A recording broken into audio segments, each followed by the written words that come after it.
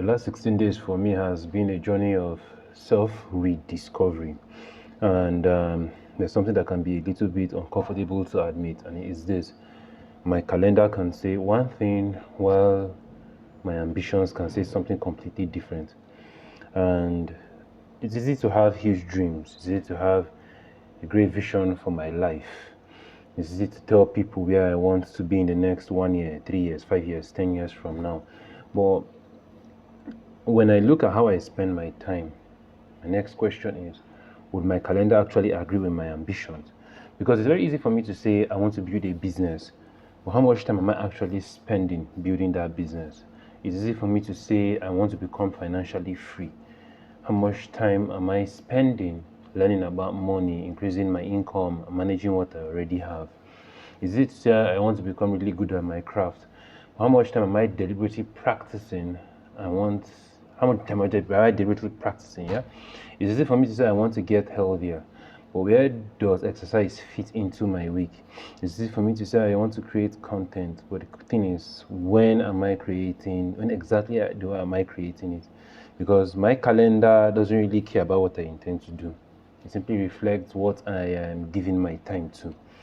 And I'm not saying every minute of my day has to be productive. Neither should every minute of your day be productive. That's not realistic. We all need sleep. We all need rest. We all need relationships. We need entertainment. We need time to simply exist. But if something is genuinely important to us, eventually we should create space for it in our lives, even if that space is small. 30 minutes, 1 hour, a few hours on a particular day, even 10 minutes. Because one of the biggest mistakes we tend to make is waiting for free time to appear before we start working on our ambitions. And sometimes free time does not appear. We have to deliberately create it. And this is where I think scheduling comes in more than just productivity. It's a statement of priority. It's saying when you put something on your calendar, you are essentially saying this matters enough for me to protect it and create time for it, right? And that's powerful because the things you want aren't going to magically become priorities. You have to make time for them to be priorities. You have to protect the time. You have to sometimes say no to something else, right?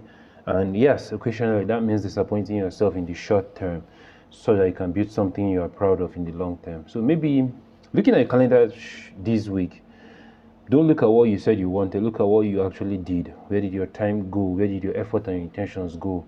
How much of it went towards your health, your relationship, your career, your finances, your faith, your craft, your ambitions? Because if the answer doesn't match exactly what you're saying, don't beat yourself up. Just acknowledge the gap. Because once you can see the gap, you can start closing it. Maybe you don't need more ambition. Maybe you need better allocation. We all need better allocation to ambition that we already have.